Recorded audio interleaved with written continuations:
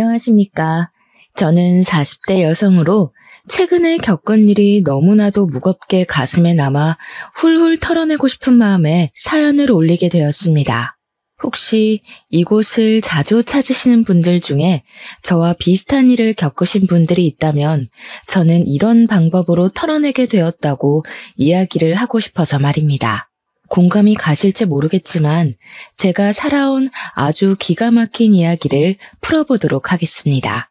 모쪼록 제 이야기를 끝까지 들어주시고 저에게 따뜻한 말 한마디 공감 한번 해주신다면 더할 나위 없이 기쁠 것 같습니다. 청취자 여러분들께서는 어릴 때 부모님과 헤어져 지내보신 적이 있으실지 모르겠습니다. 저는 어릴 때 부모님 두 분 모두 돈을 벌어야 하는 상황이었는데 제가 너무 어린 나이였기에 저를 맡길 데가 없어서 아이가 없는 이모 집에 저를 맡겨두었습니다. 이모는 결혼한 지 얼마 되지 않아 아이가 없었는데 제 나이 3살 때 이모 집에서 지내게 되었으니 3살이면 한창 예쁠 나이 아니겠습니까? 이모는 저를 정말 사랑으로 키워주셨습니다. 이모는 정말 친자식처럼 저를 돌봐주셔서 저는 이모 집에서 생활하는 데 불편함이 하나도 없이 지낼 수 있었습니다. 거기다가 부모님께서 월급을 받으면 이모에게 저를 키우는 값이라고 생활비를 보태주셨기 때문에 이모가 더욱 저에게 복덩이라며 잘해주셨었습니다.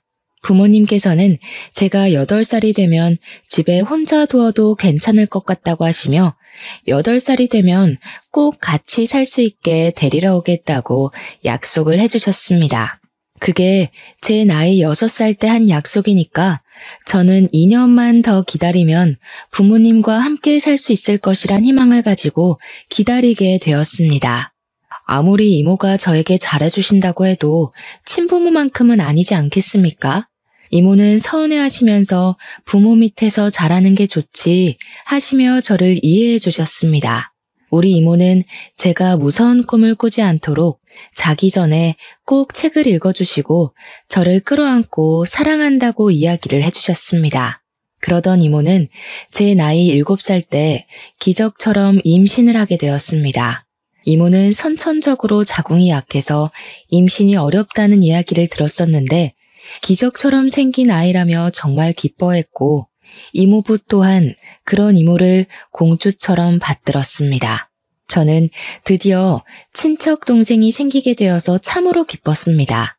동생이 정말 가지고 싶었었는데 부모님께서는 동생을 낳을 형편이 되지 않아서 안 된다고 하셨었거든요. 친구들이 동생 자랑을 할 때마다 그렇게 배 아팠는데 저에게도 동생이 생긴다고 하니까 뛸 듯이 기뻤습니다. 제가 8살이 되기 직전 이모는 사촌 동생을 출산했고 저는 우는 것밖에 할 줄 모르는 아기를 보면서 정말 신기하고 작고 예뻐서 어쩔 줄 몰랐습니다. 그런데 8살이 되면 저를 데리러 오겠다고 하신 부모님께서 1년만 더 기다려줄 수 없겠냐는 말을 하셨습니다. 잘은 모르겠지만 이모와 부모님께서도 은근히 소리를 높이며 싸우셨던 것 같습니다. 저는 8살이 되기만 손꼽아 기다렸는데 1년을 더 기다려야 한다고 하니 주눅이 잔뜩 들었습니다. 하지만 더욱 저를 힘들게 했던 것은 오로지 저를 위해 하루를 살아왔던 우리 이모가 그때부터 저는 군 식구 취급을 하기 시작하셨다는 것입니다. 저는 당연히 사촌동생이 갓난아기였기 때문에 손이 많이 가고 사촌동생을 위해 하루를 보내야 한다는 것 또한 이해를 하고 있었지만 그래도 서러웠습니다. 저도 고작 8살밖에 안 된 어린아이인데 당연히 질투가 나고 서운한 마음이 들지 않겠습니까? 너무나도 잘해주던 이모가 갑자기 저에게 차가운 말투를 쓰고 제가 방을 하나 차지하고 있는 것도 마음에 들어하지 않고 저를 귀찮아 하셨습니다. 저에게 이 방은 우리 아이가 써야 하는 방인데 하면서 계속해서 눈치를 주시니 저는 하루빨리 부모님의 품으로 돌아가고 싶다는 생각을 하게 되었습니다.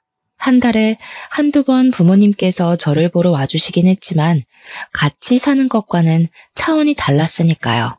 제가 이모가 차가워졌다고 몇 번이나 이야기를 했지만 부모님께서는 미안해하시며 저에게 이해를 하라고 했습니다. 이모에게도 소중한 존재가 생긴 것이라고 하시면서요.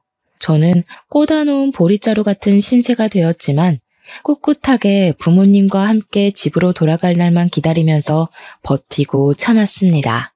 부모님께서 약속하신 1년이 지나가고 9살이 된 어느 날, 제가 폐렴에 걸려서 하루 종일 집에서 앓게 되었고, 이모는 사촌 동생에게 옮기기라도 할까봐 부모님께 연락을 드린 것 같습니다. 저를 병원에 입원을 시키려 했던 것 같아요. 사촌 동생에게 병을 옮기지 않았으면 좋겠다는 마음이셨겠죠. 부모님께서는 급하게 연락을 받고 저를 데리러 오겠다고 이모 집으로 오시다가 그만 사고가 나게 되었고, 저는 끙끙 앓던 도중에 이모 손에 이끌려 장례식장을 가게 되었습니다. 졸지에 한날 한시에 부모님을 잃게 된 저는 고열로 장례식장에서 쓰러지게 되었고, 일주일간 입원을 한 뒤에 다시 이모 집으로 돌아오게 되었습니다.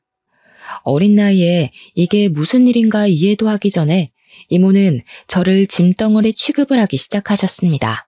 그때마다 이모부는 이 어린아이가 뭘 알겠냐고 그렇게 상처를 주지 말라며 제 편을 들어주셨지만, 이모는 그런 이모부에게 매번 소리를 질렀습니다. 나라고 좋아서 애를 맡게 된 줄 알아? 언니가 죽어서 짐덩어리가 생긴 것도 화가 나 죽겠는데 남편이 되어서 내 편을 한 번도 안 들어줘? 당신은 우리 자식보다 얘가 더 좋은 거지? 어떻게 그럴 수가 있어? 동정심이 아무리 넘쳐도 그렇지 애 키우는데 드는 돈이 한두 푼이야? 그럴 때마다 이모부는 제가 상처를 받을까봐 저를 방에 들여보내셨고, 꼭 싸움 끝에 저를 찾아와서 너무 마음 쓰지 말라고, 지금은 실컷 뛰어놀아야 할 때라고 하셨습니다. 사촌 동생이 태어났으니 당연히 이모부도 자기 자식에게 마음이 더 쓰일 텐데도 불구하고 이모부는 항상 저와 사촌 동생을 공평하게 대해주시려고 하셨습니다. 선물을 사와도 제 것까지 항상 챙겨주셨고, 새 옷을 살 때에도 어떻게든 제 옷 한 벌을 사주시려고 이모의 눈치를 보셨습니다. 자연스럽게 저도 이모와 이모부를 비교하게 되었고, 이모부에게 더 의지를 하게 되었습니다. 이모는 이모부에게 늘 잔소리를 끊임없이 하셨습니다. 우리 애 입히고 먹이고 할 돈도 모자라는 와중에 뭐 예쁘다고 군 식구한테 돈을 써? 지금이라도 고아원에 보내는 거 늦지 않았다니까? 어떻게 자기 조카를 고아원에 보낼 수가 있어? 그리고 애 걷어둔다고 보험금은 다 수령해놓고 사람이 그렇게 못되게 굴면 천벌받아. 여태 우리가 먹여주고 입혀준 것만 해도 그 보험금 다 썼겠다. 푼돈이야 그거. 저는 그 대화를 엿들은 이후에 정말 죽은 듯이 조용히 살았고, 최대한 이모의 심경을 거스르지 않도록 행동했습니다. 제가 아무리 안 입고 안 쓴다고 해도 저에게 들어가는 최소한의 비용이라는 게 있으니까 눈치를 많이 보게 되었죠.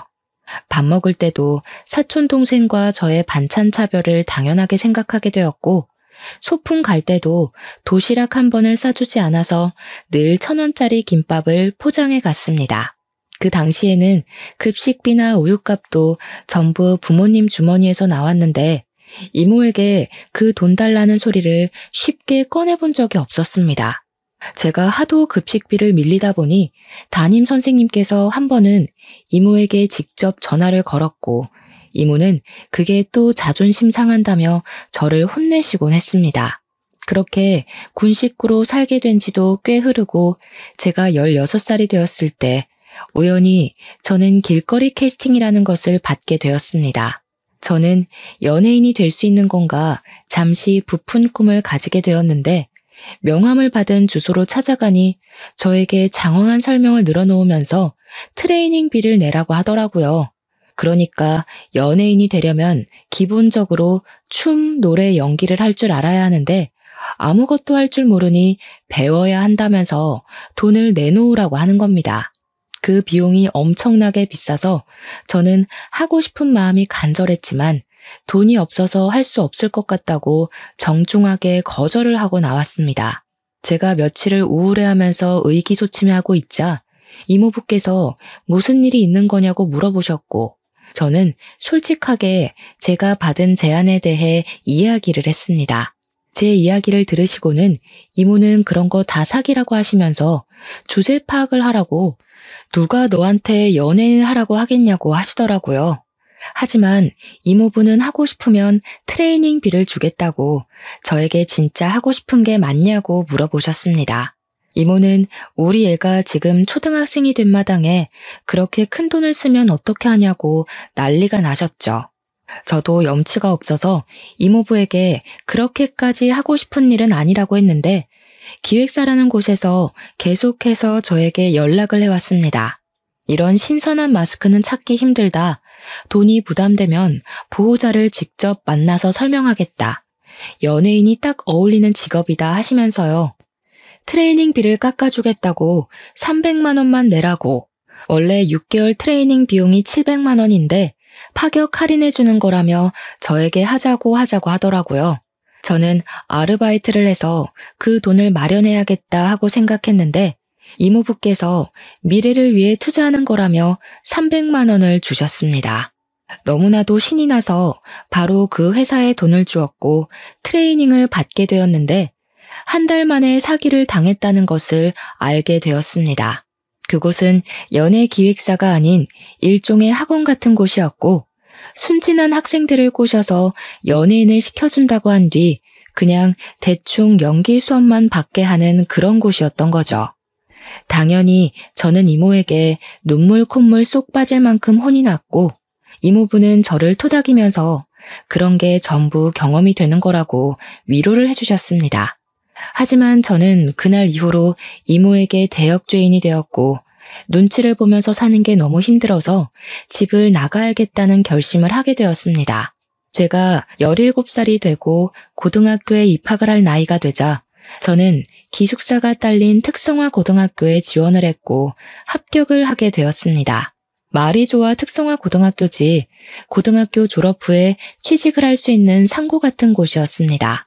저는 집을 나오고 싶다는 마음이 너무나도 간절했고 대학을 갈 마음 또한 없었기에 졸업 후 바로 취업을 할 수 있는 그 학교가 제 동화줄처럼 느껴졌습니다.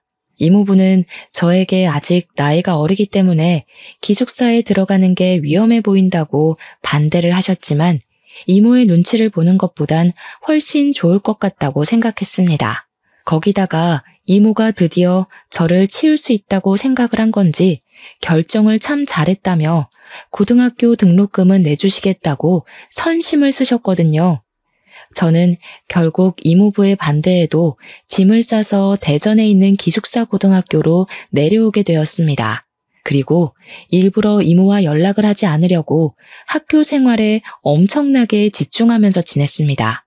이모부는 제가 걱정이 되었는지 간간히 연락이 오긴 했지만 기숙학교에는 저처럼 낙동강 오리알이 된 친구들이 많아서 그런지 친구들과 노는 재미에 이모부 연락을 자주 받지 않았습니다. 그렇게 3년이라는 시간을 대전에서 보내게 되면서 이모의 가족과는 서서히 연락이 끊기게 되었고 저는 학교에서 좋은 성적을 유지한 결과 졸업 후에 바로 취업을 할 수 있게 되었습니다. 대학을 가지 않고 바로 일을 시작한 덕분인지 시간이 흐르고 흘러서 제가 27살이 되었을 때 저는 꽤 경력이 있는 사무실 직원이 되어 있었습니다. 하지만 8년차 직장인이라고 치기에 제 월급이 터무니없이 적게만 느껴졌습니다. 그 당시에 제가 받았던 월급이 220만 원 정도밖에 되지 않았는데 경력에 비해 너무 적다는 생각이 들어 저는 고민 끝에 이직을 결심하게 되었습니다. 제가 격리 업무를 보고 있었는데 한 곳에서 8년이라는 직장 생활을 했다는 것이 꽤 이득으로 작용이 되어 새 직장을 잘 골라서 갈 수 있었습니다. 세무사 사무실로 이직을 하게 되면서 세무 보조를 하는 일을 도맡아 하게 되었습니다. 그래도 숫자와는 꽤 친하게 지냈었기에 한두 달 지나니 일에 완벽하게 적응이 되더라고요. 그러던 도중 직장에서 제가 서류 정리를 하고 필요한 자료들을 스크랩하는 과정에서 가위에 손을 크게 다치게 되었습니다. 날이 날카롭다고 조심을 해야 한다고 이야기를 들었음에도 불구하고 정신이 없다 보니까 그냥 막 다뤘던 거죠. 제 부주의로 일어난 큰 사고였습니다. 살면서 그렇게 크게 다쳐본 적이 없었기에 저는 너무나도 당황했고 빨리 응급실에 가라는 소리에 맨몸으로 뛰어서 사무실 근처에 있는 큰 병원으로 가게 되었습니다. 다행히 뛰어서 갈 수 있을 만큼 가까운 거리였고 낮 시간대라 그런지 응급실에 환자도 별로 없어서 저는 바로 찢어진 부분을 봉합하는 수술을 받을 수 있었습니다. 그런데 제가 너무 놀라서 정신이 없는 상태로 응급실을 달려갔다 보니까 지갑을 까먹고 들고 오지 않은 것이었습니다. 상처를 꿰매고 항생제 링거를 한 통 다 맞고 가라고 하셔서 서너 시간 정도는 응급실에서 보냈는데 시간을 보니 직원들이 다들 퇴근을 했을 시간이더라고요. 지갑을 가지고 와달라고 부탁을 할 사람도 없고 응급실에 사정을 이야기하고 내일 갚겠다고 해도 되나 고민을 하고 있었습니다. 그런데 우리 회사 세무사님 중 한 분이 미진 씨 하면서 제 이름을 부르면서 병원비를 대신 결제해 주시는 게 아니겠습니까? 여긴 어떻게 오셨어요? 계산은 제가 해도 되는데 제가 지갑을 사무실에 두고 와서 제가 내일 꼭 갚을게요. 아닙니다, 미진 씨. 제가 병원비 결제해 드리려고 기다리고 있었어요. 이 정도는 제가 하게 해주세요. 저는 상당히 그런 친절이 부담스럽게 느껴졌습니다. 왜냐하면 그분은 저보다 9살이나 많으신 분이었고 평소에도 힐끔힐끔 저를 훔쳐보고 있었던 사람이었거든요. 제가 의도적으로 대화를 피하고 지내던 사람이었는데 불쑥 응급실에 나타나서 병원비를 결제하실 거라고는 생각도 못하고 있었습니다. 입씨름을 하고 싶진 않았지만 여지를 주면 안 되겠다는 생각에 과장님께 제가 꼭 갚겠다고 내일 바로 보내드릴 테니 계좌번호를 달라고 했습니다. 그러니 땀을 막 닦으시면서 그러지 말고 자기한테 밥 한 끼 사는 게 어떠냐고 하시는 겁니다. 데이트를 신청하는 것 같은 기분이라 팔뚝에 살짝 소름이 돋더라고요. 그래서 싫다고 거절을 하고 돈으로 드리겠다고 다시 한번 이야기를 했습니다. 무슨 창과 방패도 아니고 제가 계속 돈으로 드리겠다 하면 과장님은 저에게 밥으로 사주면 좋겠는데 하시더라고요. 응급실 앞에서 피곤해 죽겠는데 이런 대화를 왜 하고 있어야 하는지 머리가 지끈거리더라고요. 또래도 아니고 저보다 9살이나 많으신 분이 제가 하는 말이 거절이라는 걸 알고 있을 텐데도 박박 우기니까 진짜 피곤하고 힘들더라고요. 저는 계좌번호 보내달라고 말을 하고 응급실 앞에 서 있는 택시에 올라타서 그냥 출발해버렸습니다.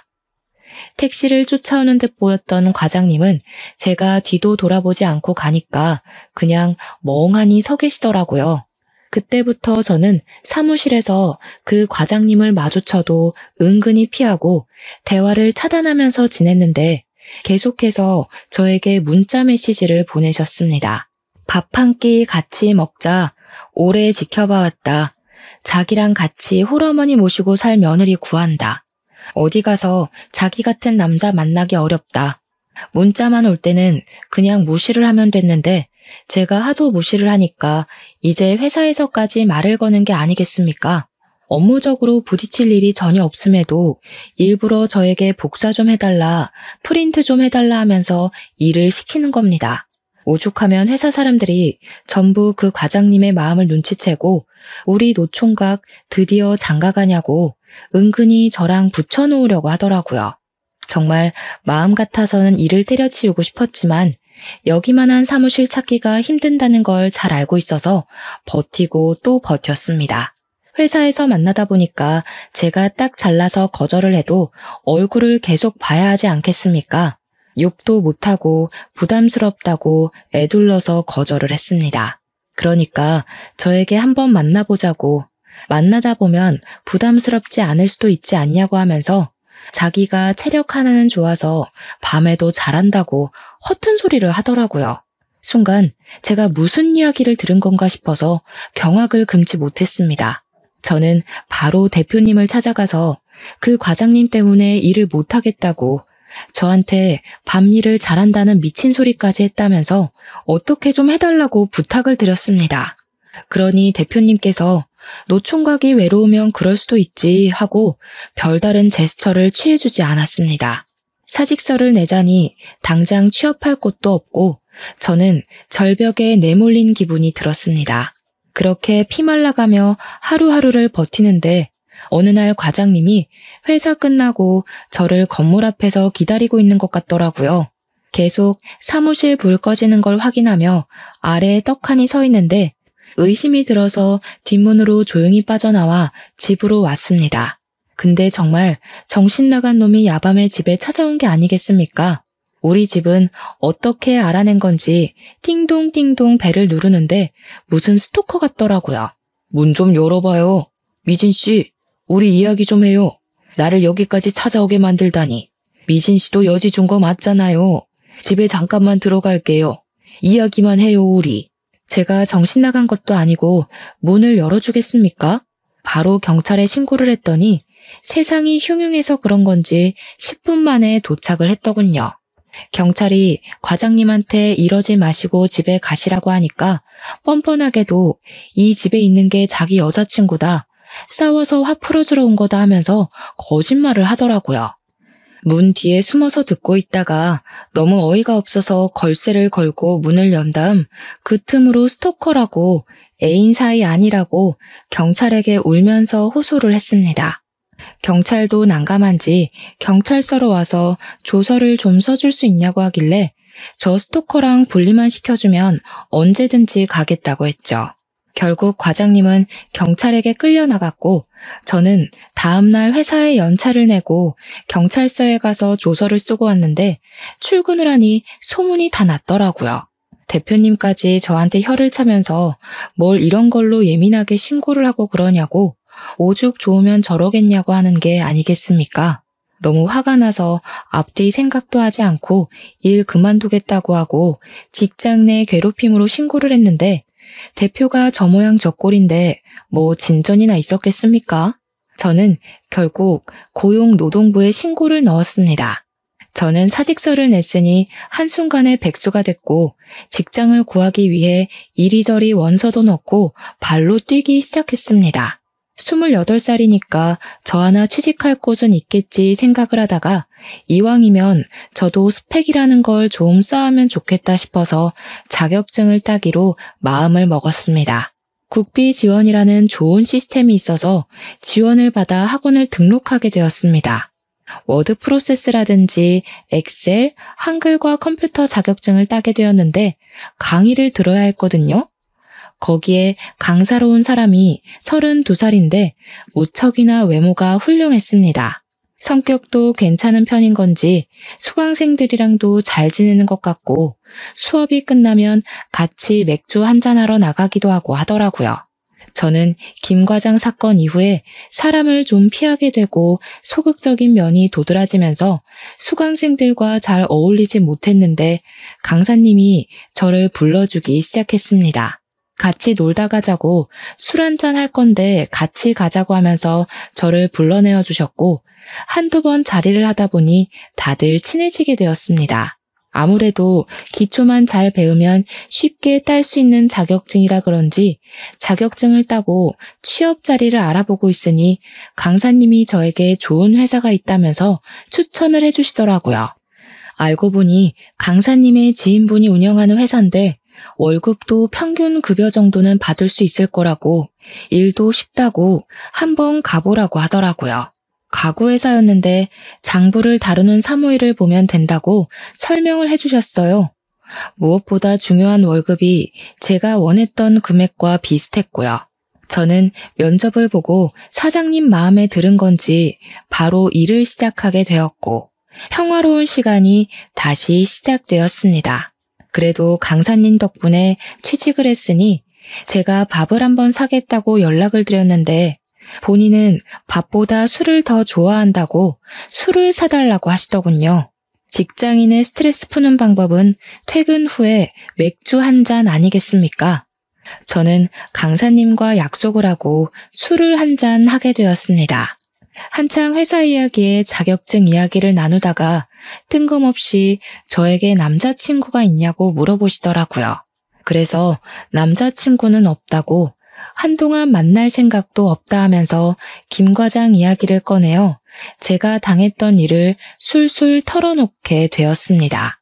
김 과장 덕에 남자 공포증이라도 생긴 것 같다고 이야기를 했더니 강사님이 엄청 진지하게 자기가 버팀목이 되어주면 안 되겠냐고 하더라고요. 사람으로 받은 상처는 사람으로 극복해야 하는 법이라며 자기랑 연애를 하면서 같이 노력해보자고 하는 겁니다.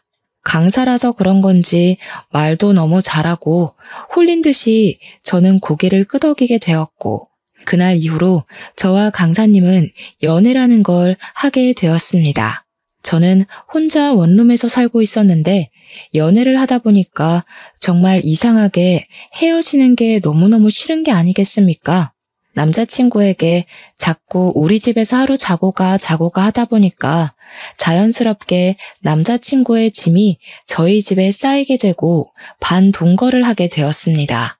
서로 같이 있는 시간이 늘어나고 버릇이나 취향 같은 걸 알게 되면서 더 깊은 사랑이 싹트게 되었습니다.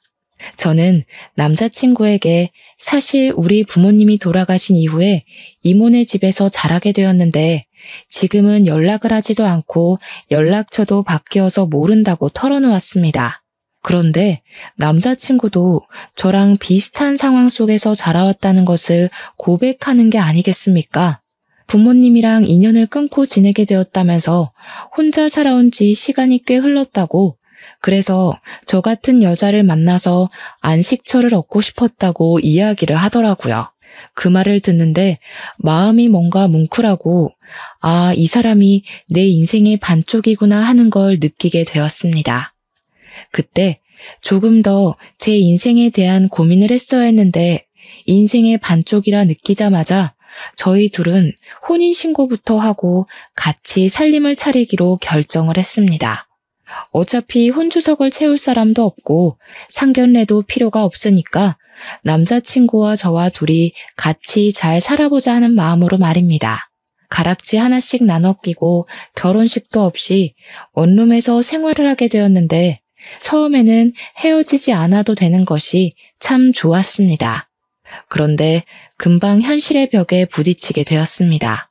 원룸에서 둘이 살다 보니 서로의 사생활이 전혀 지켜지지 않았던 것입니다. 가끔은 혼자 있을 시간도 필요한데 말이죠. 그래서 제가 남편에게 물어보았습니다. 당신이 혼자 살던 집은 어떻게 했어? 나 만나기 전에 살던 집 말이야. 그 집 정리한 돈이랑 이 원룸 보증금 합쳐서 투룸으로 이사를 갈까? 나 원래 집 없어서 고시원에서 살고 있었는데 원룸도 넓고 나쁘지 않은데 왜? 당신 강사일 오래 하지 않았어? 왜 집도 없이 고시원에서 살았어? 젊었을 때 돈 모으는 것만큼 바보 같은 짓도 없다던데. 당연히 놀고 즐기느라 돈 못 모았지. 알고 보니 그동안 사람들 만나서 돈을 펑펑 쓰느라 모아둔 돈이 하나도 없었던 것이었습니다. 동거할 때까지만 해도 제 위주로 생활을 하던 남편은 혼인신고를 하고 같이 살기 시작한 이후부터 완전 제 멋대로 행동하기 시작했습니다. 원래 강사 일을 할 때에도 그렇게 술 먹고 노는 걸 좋아하지 않았겠습니까? 결혼을 하고 나니 또 똑같이 술을 처먹느라 집에 늦게 들어오기 시작한 겁니다. 거기다가 무슨 연락이 그렇게 쏟아지는 건지 휴대폰이 쉴 틈이 없이 울려대더라고요. 처음에는 자중해라, 누구한테 이 시간에 연락이 오냐 하다가 점점 둘이 싸우는 시간이 늘어나게 되었고 결국 남편이랑 치고받고 싸우는 날이 늘어나기 시작했습니다. 소리를 지르며 싸우다가 서로에게 상처를 주고 결국 제가 남편의 자존심을 건드린 건지 뭔지 남편이 저에게 손찌검을 하더라고요.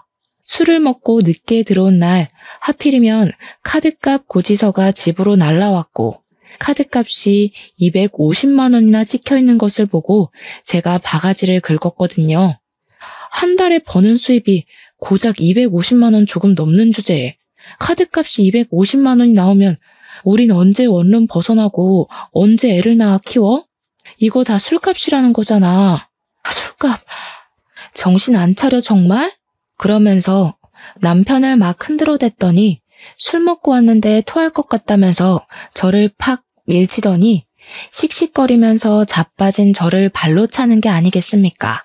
제가 어이가 없어서 남편을 멍한 눈으로 쳐다보니까 지도 실수했다고 생각을 한 건지 술 깨고 이야기를 하자면서 누워버리더라고요.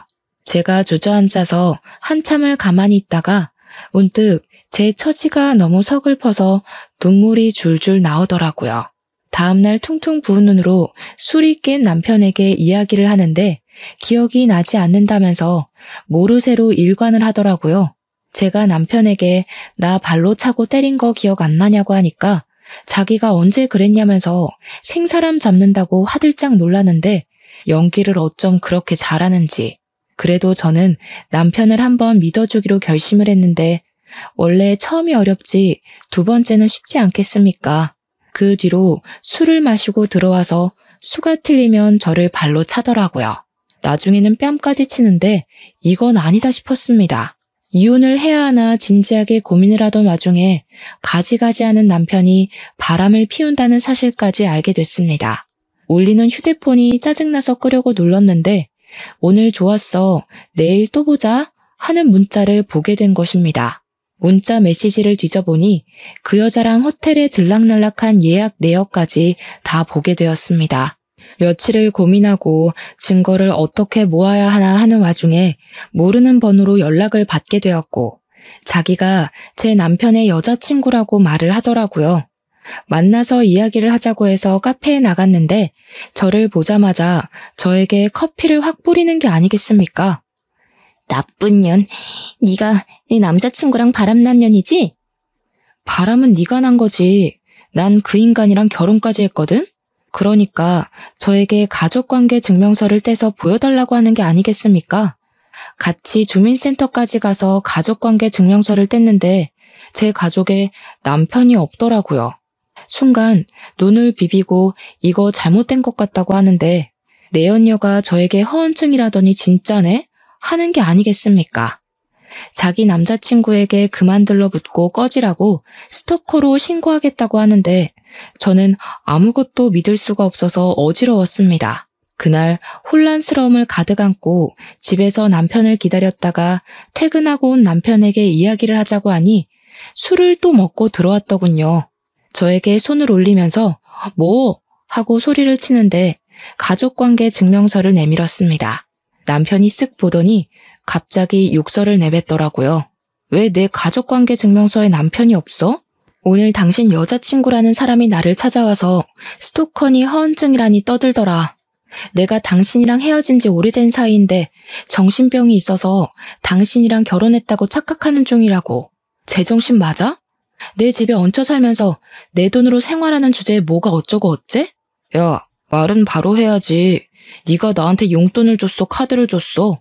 뭘 네 돈으로 생활을 해? 당신이 나한테 생활비를 한 푼도 안 주는데 그럼 수도세, 전기세, 밥, 반찬값 다 누구 돈에서 나오는 건데? 당장 짐 싸서 나가. 그러니 남편이 더럽고 치사해서 나간다면서 자기 집 몇 개 있는 걸 챙겨서 나가더라고요. 저는 당연히 고시원으로 다시 돌아가나 보다 하고 생각했죠. 며칠이 지나도 연락 한 통 없고 집에도 들어오지 않길래 솔직히 치가 떨리는 인간이긴 했지만 저도 사랑했던 사람이고 정도 있으니까 걱정이 되더라고요. 저도 엄청 바보 같고 미련 덩어리라는 걸 알지만 학원 앞으로 남편을 보러 찾아가게 되었습니다. 수업 시간이 끝나고 학원 건물에서 나온 남편을 부르려고 하는데 옆에 그 여자친구라는 여자랑 팔짱을 끼고 나오더라고요. 그러면서 둘이 오늘 집에 가서 뭐 해 먹자 하는데 같이 살고 있는 듯 했습니다. 그러니까 그게 남편의 수법이었던 거죠. 혼자 사는 여자를 꼬셔서 사귀고 그 여자네 집에서 함께 기생하며 지내는 것 말입니다. 저는 모든 걸 깨닫고 완벽하게 망연자실하게 되었고 엎친 데 덮친 격으로 회사에서도 잘리게 되었습니다. 그 회사가 전 남편의 지인 회사였기 때문에 제 얼굴을 보면서 일을 하는 게 불편하다고 일방적으로 통보를 한 것입니다. 그렇게 며칠을 바보처럼 울면서 지내다가 저는 새롭게 결심을 하게 되었습니다. 이대로는 안 되겠으니 정년까지 보장이 되는 직업을 가져야겠다고 생각을 했고 저는 나이 32에 요양보호사 자격증을 취득하게 되었습니다. 2달이라는 시간 동안 교육을 성실하게 이수를 했고 국가고시 준비를 코피를 쏟으며 한 결과 4개월 만에 아주 빠르게 자격증을 따게 되었습니다. 정식으로 일을 하기 시작하면서 나라에서 지원을 받는 힘든 사람들을 위해 봉사하는 마음으로 일을 돕기 시작했습니다. 치매의 노인들이라거나 병상에 누워 움직이지 못하는 노인들을 위해서 일을 했는데 사실 여간 힘든 일이 아니었습니다. 집으로 돌아오면 하루 종일 너무나도 피곤하게 일을 했던지라 녹초가 되어 바로 잠이 들곤 했거든요. 하지만 나이가 어리다 보니까 다른 분들에 비해서 조금 더 많이, 조금 더 자주 일을 할 수 있었고 고된 만큼 보람도 느껴져서 잘 버틸 수 있었습니다. 그렇게 병원이고 요양원이고 밤이고 낮이고 가리지 않고 열심히 일을 한 덕분에 보조금도 많이 지원을 받고 생각했던 것보다 훨씬 더 넉넉하게 생활을 할 수 있게 되었습니다. 일부 보호자분들께서 고생한다고 일당을 더 챙겨주시기도 했고 복지 일이다 보니 정부에서 나오는 보조금도 꽤 많았고요. 전 남편이었던 사람의 생각이 전혀 나지 않아서 나름 버틸만하다 생각했는데 제가 이사를 가지 않은 탓에 간간히 전 남편과 부딪히는 불상사가 발생하더라고요. 저는 그 인간이 잘 먹고 잘 사는 꼴이 보고 싶지 않아서 큰 마음을 먹고 원룸 전세 기간이 끝나자마자 지방으로 내려가기로 결심을 했습니다. 틈틈이 면접을 본 결과 지방에 있는 치매 요양원에서 입주 요양사로 일을 하게 됐습니다. 치매 노인들이 각양각색이다 보니까 꽤 힘들긴 했죠. 때리는 할머니도 있었고 욕을 하는 할아버지도 있었거든요. 하지만 뒤돌면 까먹으시는 분들이니 저도 마음을 비우며 일을 했습니다. 그러다가 저처럼 열심히 봉사를 하는 남자분과 눈이 맞아서 연애도 하게 되었고요. 3년이라는 시간을 같이 일하면서 보다 보니 꽤 괜찮은 사람이라는 걸 알게 됐습니다. 가식도 없고 봉사를 하는데 진심이구나 하는 걸 알게 됐고 연애를 36에 시작해서 나이 40에 결혼을 하게 되었습니다. 시댁에서는 가족도 하나 없고 모양도 빠지는 저를 예상보다 훨씬 더 예쁘게 생각해 주셔서 우리 며느리 하며 잘 해주셨습니다. 그렇게 인생 제2막이라 생각하고 행복하게 지내던 어느 날 우리 요양원에 새로 입소를 하신 분이 들어오셨습니다. 인적사항을 보는데 우리 이모랑 이름이 똑같아서 이모는 잘 지내시나 싶었는데 그 입소를 하신 분이 진짜로 저희 이모인 겁니다. 이모부가 보호자로 따라오셨더라고요. 제가 너무 놀라서 나 늙어버린 이모부를 부르니 이모부 또한 눈이 휘둥그레져서 미진아 하고 제 이름을 부르셨습니다. 제 손을 잡으시면서 잘 지냈냐, 어디 아픈 데는 없냐 하면서 저를 이리저리 살피시더라고요. 이모부는 잘 지내셨어요? 아니, 이모가 치매에 걸리셨어요? 사촌동생은 어디 가고 이모부 혼자만 오셨어요. 그렇게 됐다. 우리가 너무 오랜 시간 소식이 끊긴 채로 지냈지? 네 사촌동생, 그러니까 우리 딸이 몇 년 전에 세상을 등졌어. 네? 갑자기 왜요?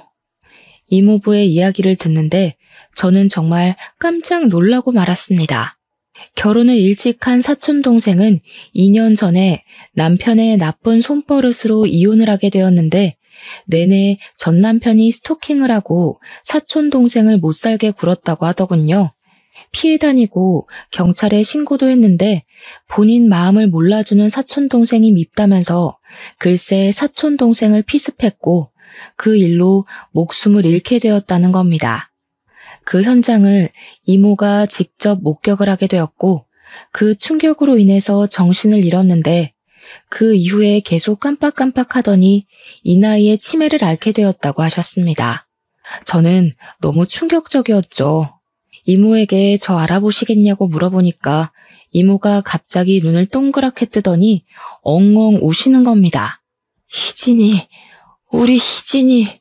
저를 사촌동생으로 착각하셨는지 저를 끌어안고 엉엉 우시더라고요. 그 뒤로 제가 보이지 않으면 울면서 저를 찾았고, 제가 옆에 있어야지만 이모가 밥을 먹고 활동도 하고 그러시더라고요. 병원 측에서도 저에게 전담으로 맡아주기를 원해서 제가 직접 옆에서 케어하며 간병을 했습니다. 건강도 잘 챙겨드리려고 노력을 하고 있었는데 치매라는 게 참 그렇잖아요. 이모는 사촌 동생이 죽었다는 그날이 계속 떠오르는 건지 괴로워하셨고 시름시름 앓기 시작하셨습니다. 치매니까 그 기억부터 잊었으면 참 좋았으련만 결국 이모는 당뇨의 합병증까지 찾아오게 되면서 요양원에서 지낸 지 2년 만에 돌아가셨습니다. 이모부는 매주 찾아오셨는데 장례식장에서 저에게 그러더라고요. 네 이모가 그렇게 너를 구박하고 못살게 굴었는데 결국에는 네 손에 효도를 받고 눈을 감는구나. 이모가 치매라서 과거 기억을 다 잊으셨으니 다행이죠 뭐. 이모부는 앞으로 어떻게 하실 거예요? 이모부는 저에게 본인의 여생은 어떻게든 잘 지낼 거라고 걱정하지 말라고 하시더라고요. 이모부의 동생분이 미국에서 자리를 잡고 계셨는데 사촌 동생이 사고를 당한 이후 미국에 가려고 재산을 처분하고 준비를 하던 와중에 이모가 치매가 온 거라고 하시더라고요. 미국에서 치료를 받는 것보다 한국에서 지내는 게 낫겠다 싶어서 이모를 위해 남은 것이라고 하셨습니다.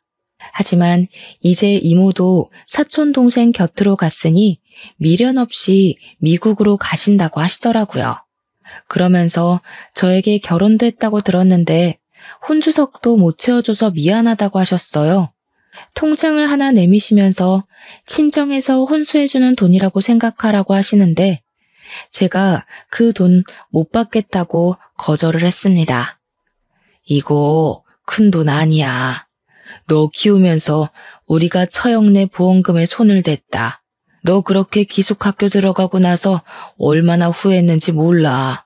그러니까 이거는 부모님 보험금 돌려받는다 생각하고 받아. 이모부는 받지 않으면 버리고 갈 것이라며 협박을 하셨고 저는 마지못해 그 통장을 받았습니다. 이모부는 제 남편에게도 저를 꼭 잘 보살펴달라며 신신당부를 하셨고 미국으로 떠나시기 전에 저희 시부모님과 식사도 하셨습니다.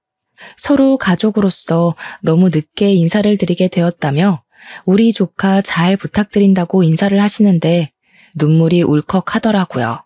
이모부가 주신 통장에는 5천만 원이라는 돈이 찍혀 있었고 저는 그 돈을 의미 있게 사용하고 싶었습니다.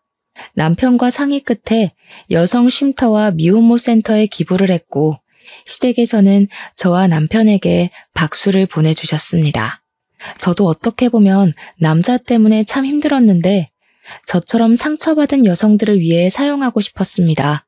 덕분에 지금까지도 이모부와는 간간히 연락을 하면서 남편과 성실하게 잘 살고 있습니다.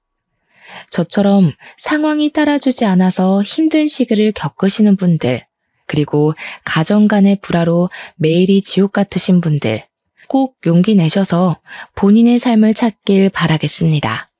제 사연은 이걸로 끝입니다. 들어주신 여러분, 정말로 감사합니다.